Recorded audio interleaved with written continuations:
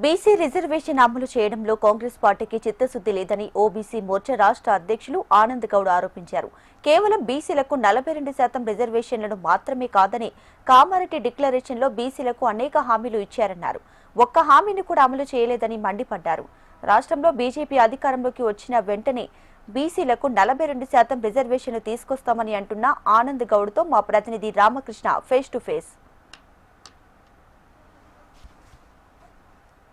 BC రిజర్వేషన్లపై నిన్న high court stay విధించింది. ఇందుకు కాంగ్రెస్ ఎంత కారణమో అదేవిధంగా బీజేపీ కారణమా లేకుంటే బీజేపీ అలసత్వమా లేకుంటే కాంగ్రెస్ అలసత్వమా అనే దాని గురించి మాట్లాడేందుకు బీజేపీ ఓబీసీ మోర్చా అధ్యక్షుడు ఆనంద్ గౌడ్ మన మధ్య ఉన్నాడు. అడుగుతాం సార్, ప్రధానంగా బీసీ రిజర్వేషన్ 42% రిజర్వేషన్ ఏదైతే ఇస్తామన్నారు కాంగ్రెస్ పార్టీ, హైకోర్టు స్టే ఇచ్చడం వల్ల మీ బీసీల పట్ల బీజేపీ వైఖరి ఎలా ఉండబోతుంది? కాంగ్రెస్ పార్టీ చిత్తశుద్ధి గురించి నేను 2-3 విషయాలు చెప్తాను.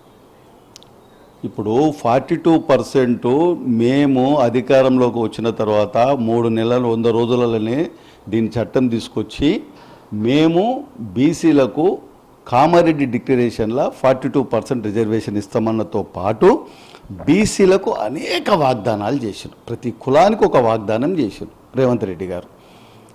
ప్రజలు బీసీలు నమ్మిండ్రు, ఓట్లు వేసిండ్రు, గెలిచిండు. అధికారంలోకి వచ్చి దాదాపు 2 సంవత్సరాల దగ్గరికి వస్తున్నాయి. మేము ముందు నుంచి కూడా ఈ 42% మీద బీజేపీ స్పష్టమైన వైఖరి చెప్తుంది. మేము 42% మీరు ఇవ్వడాన్ని సమర్థిస్తున్నాము.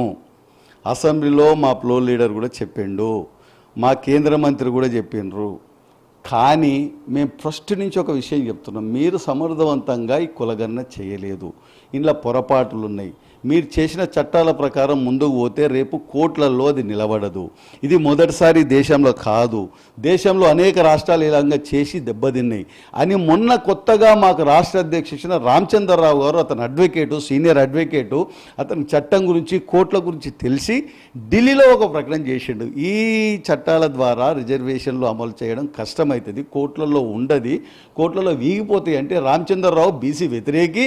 ముందే అతను చెప్తున్నాడు బీజేపీ అభిప్రాయం ఇదేనా అని రామచంద్రరావు మీద అనేక విషయాలు మాట్లాడారు. ఇవాళ నిన్న కోర్టులో ఏం జరిగింది? మీరు చట్ట ప్రకారము తీసుకురావాల్సిన జీవోలు ఒక పద్ధతి ప్రకారము ఈ దేశంలో ఇంతవరకు జరిగిన బీసీ రిజర్వేషన్లు ఏ విధంగా జరిగినాయి, ఏ విధంగా ఆగిపోయినాయి తెలుసుకొని ఆ పొరపాట్లు చేయకుండా మీరు చేస్తే కోర్టులు మీకు ఎందుకు ఆపుతుంది? ఆపకపోతుండే కదా. అంటే రేవంత్ రెడ్డి గారిది ముందు నుంచి కూడా ఒకటే పద్ధతి, ఏంటంటే బీసీలని ఏ విధంగా మోసం చేయాలి. ఆయన ముందే చెప్పిండు, నువ్వు ఏడిస్తావు 42%, బీసీలు పరిపాలనకు పనికిరారు, వాళ్ళు సమర్థవంతంగా పరిపాలించలేరు. ఇంకొకటి, ఆ ఉద్దేశంతోనే 42% ఇస్తాటి చేస్తా, ఇది ఏ పార్టీ మీద దొబ్బేసి వాళ్ళని బీసీ వ్యతిరేకంగా సృష్టిద్దామని ఆయన ఆలోచన. కానీ నేను అడుగుతున్నా, అలా 42% బీజేపీ అడ్డుపడ్డది, బీఆర్ఎస్ అడ్డుపడ్డది, ఇంకో పార్టీ అడ్డుపడ్డది. ఓకే, మరి నువ్వు కామారెడ్డిలో బీసీలకు ఇస్తేనన్న వాగ్దానాలు ఏది నెరవేర్చినావు? బీసీల పట్ల నీ చేతులున్న నీ ప్రభుత్వము చేయవలసిన పని ఒక్కటి కూడా చేయకుండా రాజకీయ రిజర్వేషన్ల మీద నేను ఇస్తానంటే ఆపుతున్నారు, బీజేపీ కారణమని. బీసీ రిజర్వేషన్లపై బీజేపీ స్టాండ్ ఏ విధంగా ఉంటుంది? భవిష్యత్తులో ఎలాంటి చేస్తే బీసీ రిజర్వేషన్ అమలు అవుతుందని మీరు గవర్నమెంట్కి ఏమైనా సలహాలు సూచనలు ఇచ్చే అవకాశం ఏమైనా ఉందా? ఇవాళ స్వతంత్రం వచ్చిన తర్వాత నరేంద్ర మోడీ గారు జనగణనతో పాటు కులగణన చేస్తుండు. ఇక కులగణన చేసినాక ఏ కోర్టు అడిగినా, ఏ రిజర్వేషన్లు ఇచ్చినా, ఏ పద్ధతితో ఇచ్చిర్రో ఈ ప్రభుత్వం, ఆ ప్రభుత్వం, ఆ రాష్ట్ర ప్రభుత్వం, ఈ రాష్ట్ర ప్రభుత్వం, దేశంలో ఎవ్వరు కూడా వాళ్ళ అసెంబ్లీలో వాళ్ళ రాష్ట్రంలో ఎలాంటి రిజర్వేషన్లు కావాలన్నా ఇవ్వాలన్నా కోర్టుకు తేటతెల్లమవుతుంది. భవిష్యత్తులో ఈ దేశంలో సమస్యలు మళ్ళీ పుట్టకుండా చేయడమే నరేంద్ర మోడీ గారి పాలన విధానం.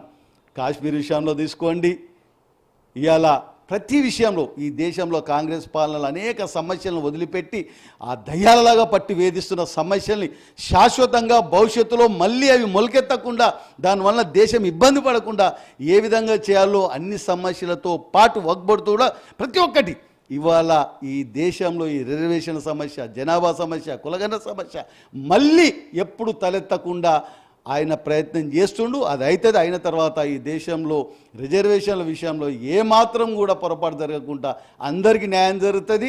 నరేంద్ర మోడీ గారి పాలనలో బీసీ ప్రధానమంత్రిగా బీసీలకు ఇప్పటికే ఎన్నో విధాలుగా సహాయపడుతుండు.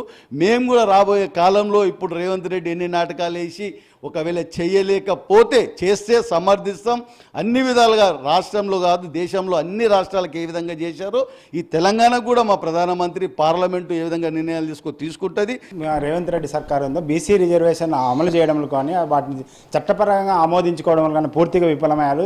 చట్టపరంగా ఎలాంటి న్యాయ చిక్కు లేకుండా చేయాల్సిన ప్రభుత్వం అందుకు విరుద్ధంగా సరైన ప్రణాళిక లేకపోవడం వల్లే కోర్టు స్టే ఇచ్చింది అనేది. అదేవిధంగా ఏదైతే బీజేపీ అధికారంలోకి వస్తుందో బీజేపీ అధికారంలోకి వచ్చిన మరుక్షణమే బీసీలకు న్యాయం చేసే విధంగా 42% రిజర్వేషన్లతో పాటు మరింత పెంచే అవకాశం ఉంది. కాబట్టి బీసీలకు న్యాయం జరగాలంటే కేవలం బీజేపీ పార్టీతోనే సాధ్యమంటున్నాడు ఆనంద్ గౌడ్. కెమెరామెన్ రాజుతో రామకృష్ణ, HM టీవీ, హైదరాబాద్.